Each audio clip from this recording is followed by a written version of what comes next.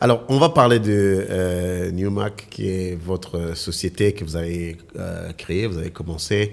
Est-ce que vous pouvez nous donner un peu plus de détails sur ça? Quel est l'objectif principal? Qu'est-ce que l'entreprise fait? Et puis, vous êtes dans combien de pays? Donc, juste nous donner un peu l'historique de cette entreprise. S'il y en a une autre qui est connectée aussi, vous pouvez nous en parler. Absolument. Newmark est une entreprise qui date de 2010 plutôt. Okay. Nous sommes implantés dans plus de 30 pays avec des bureaux régionaux dans 7 pays.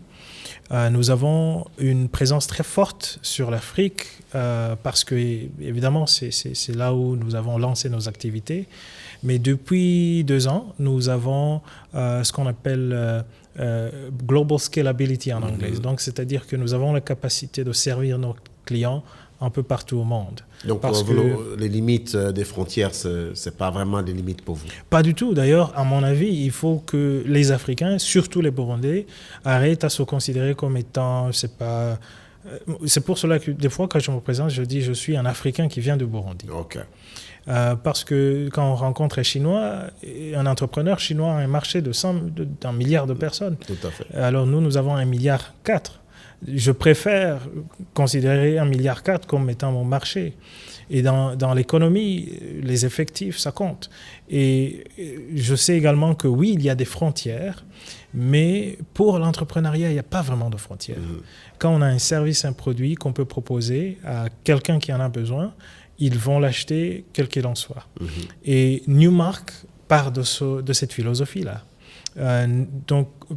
Parce que ma carrière avant ça, c'était une carrière dans le monde des Nations Unies. Okay. Et j'ai remarqué que dans ce monde-là, un bureau des Nations Unies basé à Nairobi peut servir 30 pays. Tu peux être à Nairobi, mais tu couvres plusieurs pays. Je me suis dit, pourquoi pas dans le monde des affaires?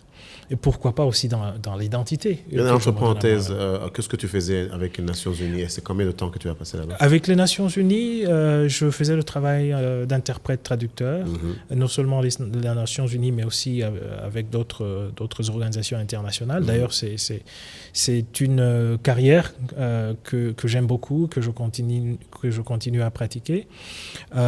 Et c'est grâce à cette carrière que j'ai en effet compris que l'Afrique est une région qu'une personne peut considérer comme étant son marché, si vous voulez. Alors, c'est pour cela que quand Newmark a été lancé, quand j'ai lancé Newmark avec Raïssa, c'est ma sœur, nous avons décidé de travailler ensemble et on a une équipe incroyable. On a considéré que c'était mieux de se positionner comme une agence ou un cabinet panafricain à la base. Et c'est important d'avoir ce niveau d'ambition. Okay. Le point de départ pour tout entrepreneur et aussi la limite en quelque sorte, c'est le niveau d'ambition. Et ce que je remarque, c'est que quand on fixe l'ambition au pays, à une région ou au monde, ça a des implications. Alors pour nous, le fait qu'on ait décidé que l'Afrique était notre marché, ça a eu des implications considérables parce que ça détermine les recrutements, ça détermine les investissements, ça détermine les stratégies et à mon avis, ça fait quand même une très grande différence. Parce que si on avait décidé qu'on allait nous implanter au Kenya, qui était le pays de lancement, et qu'on allait développer l'entreprise là-bas, ça allait marcher. Je pense que je n'en doute pas, parce que ça marche, même actuellement. Mais il y a des décisions qu'on aurait prises très différemment.